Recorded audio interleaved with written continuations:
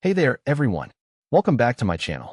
Today, I want to take you on a journey through one of my most memorable hiking experiences on the Pacific Crest Trail.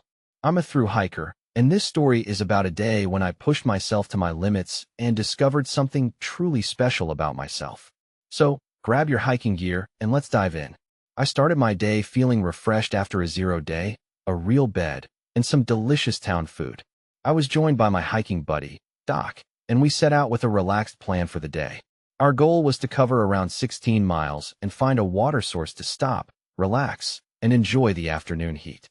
The morning was incredible. I felt like I was hiking with ease, and my legs were strong and energized. As I reached the water source, I kicked off my shoes, soaked my feet, and took a much-needed break. But little did I know, the heat was far from over.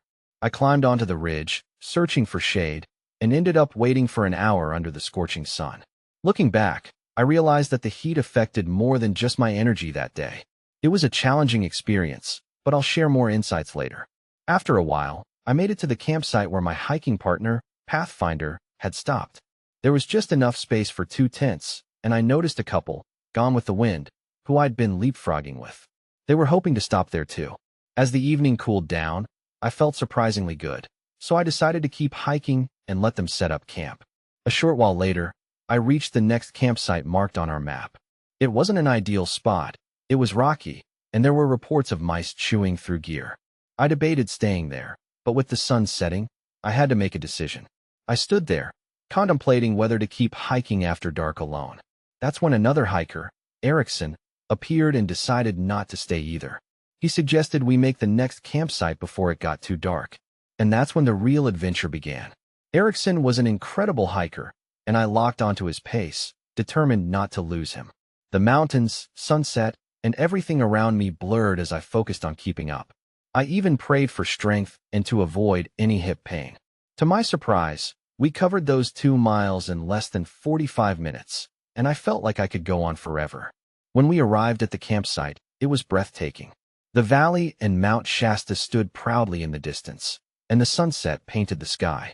I set up my tent as quietly as possible, but every zipper and crinkle of my food bag seemed to echo through the campsite. That night, I fell asleep feeling incredibly proud of myself, not for hiking 18 miles, but for pushing through and doing something I wasn't sure I could do. The next morning, I waited for Pathfinder to catch up, and we continued hiking together. I appreciate the flexibility of hiking with Pathfinder. We can hike side by side or take breaks independently. That afternoon, we stopped at a beautiful lake, went swimming, and enjoyed a long break, which has become one of my favorite aspects of trail life. It taught me the importance of slowing down. However, the day took an unexpected turn. The previous day's heat had me carrying tortillas with cheese and salami for lunch, and the next morning, I woke up feeling nauseous. I couldn't eat, and I had to rely on electrolytes and water.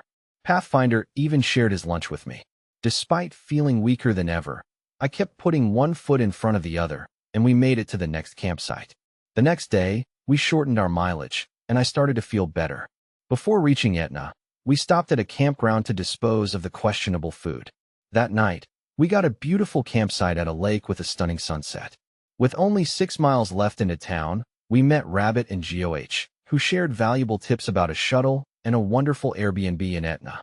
As we approached the trailhead, a white vehicle pulled in, and I jokingly said, "There's our shuttle." It was indeed our shuttle, and the timing was perfect. The shuttle driver, Dusty, was amazing, and we headed into Etna for a delicious breakfast and a cozy Airbnb stay. But my stomach had other plans. I decided to take a 0 day, marking 1 full month on the trail. I celebrated by eating the last piece of dehydrated mango I'd been saving all month. It was the perfect way to reflect on my journey. Looking back, I realized how much I've grown. I didn't know how to pace myself or understand elevation profiles before. I learned the importance of eating before feeling hungry and managing my calorie intake. After getting sick, I stepped on a scale and was shocked to see I'd lost more weight than expected.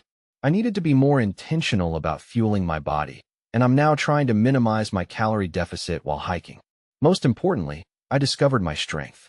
I faced a challenging climb during this section, gaining over 500 feet in less than a mile.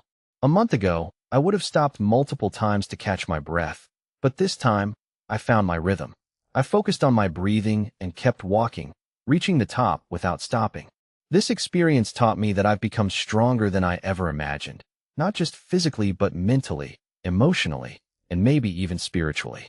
I've faced hard days, loneliness, and unexpected challenges, but I've also experienced incredible moments like mountain lakes, sunsets, new friendships, and unexpected kindness.